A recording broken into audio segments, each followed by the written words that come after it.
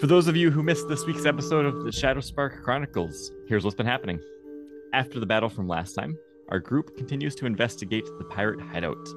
Bishop examines a large set of doors behind the throne chair. Noticing that it's locked, he sees some inscriptions of where to find the key to unlock it are written above it.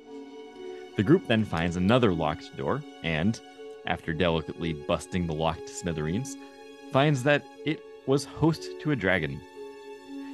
After some investigation, Marsland finds a large gem hiding on the floor and picks it up, setting off an event that Rift feared would happen.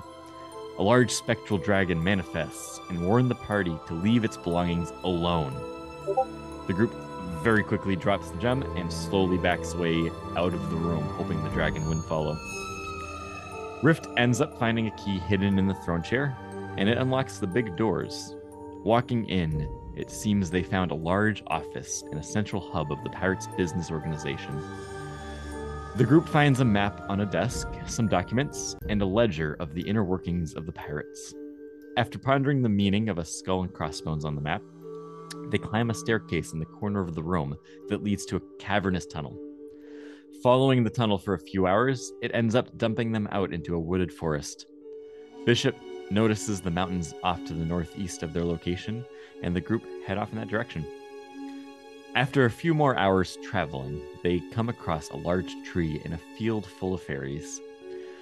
A fairy named Plexi introduces herself and invites the group to stay in the Bright Tree Village for the night. Trusting these fairies, the group sits with the fairy and they talk for a bit. She tells them that they shouldn't go to the mountain and then proceeds to inform the group that hobgoblins have started cutting up trees and burning the forest. Justinian jumps in and tells her that the group will stop the hobgoblins. After a night's sleep, they head south of the tree to go find their encampment. After a few hours, they discover the camp and find all of the occupants dozing in tents. Bishop watches the 3 tents while the rest of the group walks up to an isolated tent.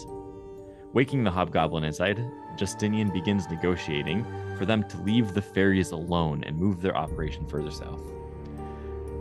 The hobgoblin sounds an alarm, but continues talking with Justinian and entertaining the negotiation. Bishop stops 2 hobgoblins from walking up behind the party and informs them of the negotiations in progress. He explains that what they're doing is hurting the forest creatures and the nearby fairies. A hobgoblin explains that he's the leader, and he doesn't care about any of that. Bishop does not accept this and proceeds to punch the leader, setting off a fight stronger than the party could have imagined. Please join us every Monday at 7 p.m. And as always, we'll see you in the dungeon.